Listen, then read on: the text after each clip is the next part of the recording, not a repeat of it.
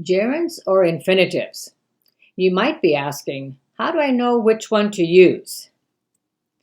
Many students ask, which is correct or better? I like to cook or I like cooking. Cooking is fun or to cook is fun. Keep watching to find out how you should use these types of words.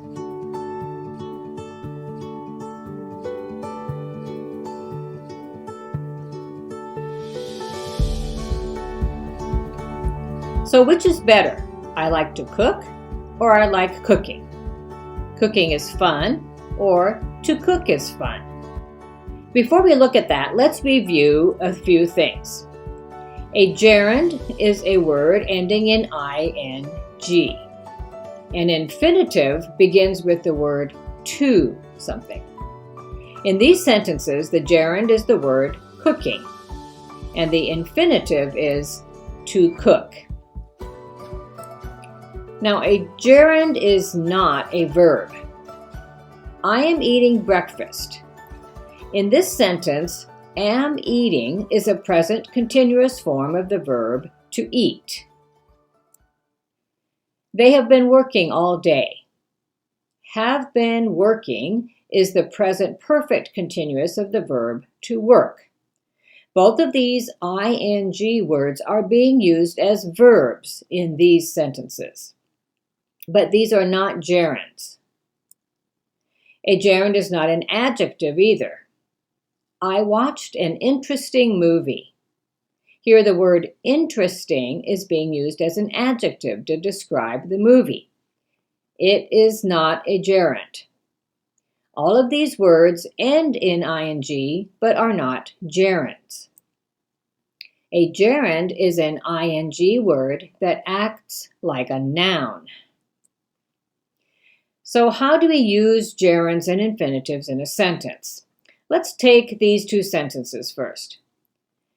As we just said, both gerunds and infinitives can look like verbs, but they're actually acting like nouns.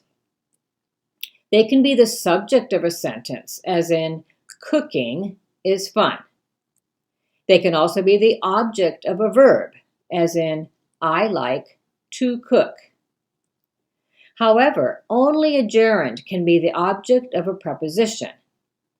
Let's find out how we use these words in sentences. So both of these look like verbs but are actually acting like nouns. To cook and cooking in these sentences are actually acting like nouns. You could say, I like this, or this is fun.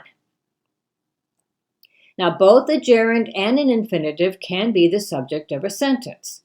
In other words, it can start the sentence. For example, to cook is his life passion. Cooking is fun. You can see here that both the infinitive and the gerund can be used as the subject to begin a sentence. Now, they can also be used as the object of a verb. Susan likes to cook.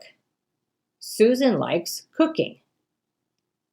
However, as we said before, only a gerund can be the object of a preposition. Susan's love for cooking is obvious. Susan relaxed after cooking dinner.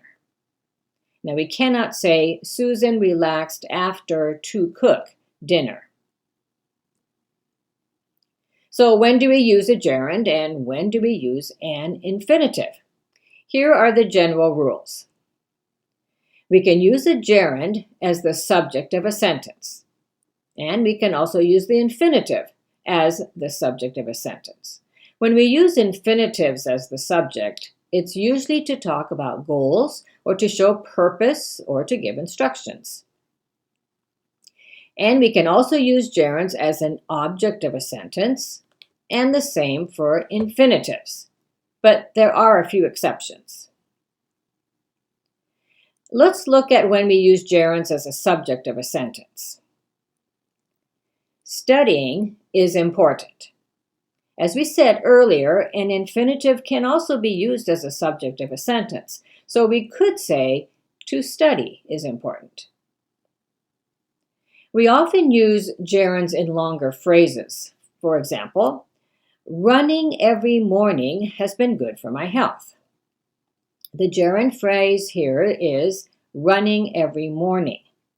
Now, we could also say, to run every morning has been good for my health. However, it is more common to use a gerund than an infinitive for the subject of a sentence like this. Let's look at a few examples of when to use infinitives as the subject of a sentence.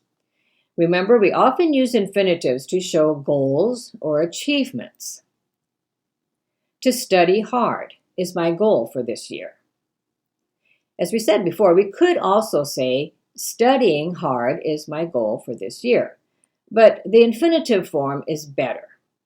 Here's another example. To become a teacher has always been my dream. Again, we could write it in this way. Becoming a teacher has always been my dream. Let's look at one more example. Sometimes the gerund form of the sentence will not be correct. To open an account, you will need to sign some papers. Let's try writing it with the gerund form. Opening an account, you will need to sign some papers. You should be able to see that in this sentence we cannot use the gerund form. This does not make sense. So there are times when you will not be able to use the gerund form to begin a sentence. When we want to use an infinitive to show purpose, we will write a sentence like this. Our previous sentence is actually an example of this. To open an account, you will need to sign some papers. Now, what we're really trying to say is, in order to open an account, you will need to sign some papers. We could switch the position of the phrase to the end of the sentence and write it this way. You will need to sign some papers to open an account. So when you want to show purpose, you will want to use the infinitive in your sentence. Just remember that you will also need a comma after the phrase when it comes at the beginning of the sentence. Here are a few examples of when we use an infinitive to give instructions. To make bread, you will need several ingredients. To change the ink cartridge in your printer, first open the machine. To prevent another asthma attack, take 2 pills every 4 hours. Now you can see that we have used a comma after each of these phrases. Now let's look at how we can use gerunds and infinitives as an object of a sentence. We said earlier that both gerunds and infinitives can be used as an object of a sentence. He is always studying. Tom wants to study English. She loves skiing. She loves to ski. Now, however, there are some verbs that can only be followed by a gerund and other verbs that can only be followed by an infinitive. Here are 2 examples. They recommend recycling as much as possible. He decided to tell her he was sorry. After the word recommend, you will need to use a gerund. And after the word decide, you will need to use an infinitive. Let's look at one last thing that we said about when to use gerunds. When you want to use the word as the object of a preposition, it must be a gerund. Here's an example. Peter insisted on talking out of turn.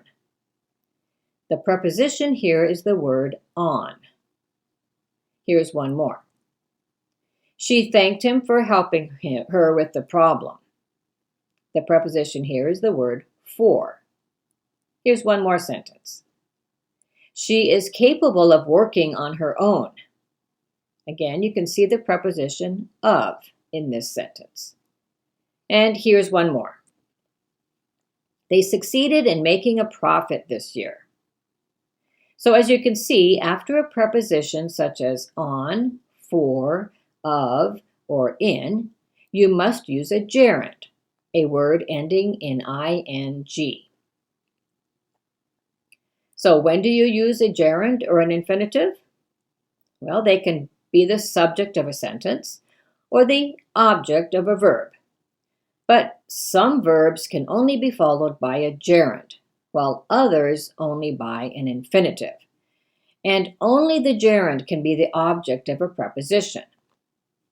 I hope you found this video helpful in knowing how to decide when to use a gerund and when to use an infinitive in a sentence. If you need help writing good sentences, paragraphs, or essays, you might want to check out my workbooks that I have available. The link is in the description below. Happy writing!